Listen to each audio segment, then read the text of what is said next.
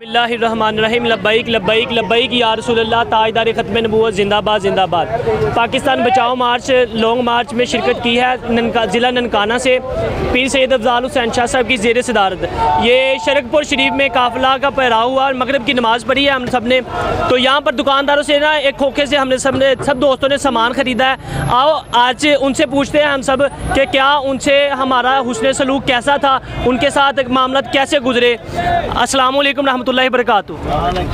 भाई आपके पास हम आए, यहाँ पर हमने कुछ सामान खरीदो फरोख्त किया हमारे कारकुनों ने, क्या उन्होंने पैसे दिए? बिल्कुल दिए हैं, सब ने दिए और इससे अच्छा काफ़िला हमने पूरी ज़िंदगी में कभी नहीं देखा। छोटे छोटे बच्चे आए हैं, पैसे दे के चीज़ें लगे हैं, किसी ने कोई बदतमीज़ी नहीं की, कोई अच्छा काफ़िला है।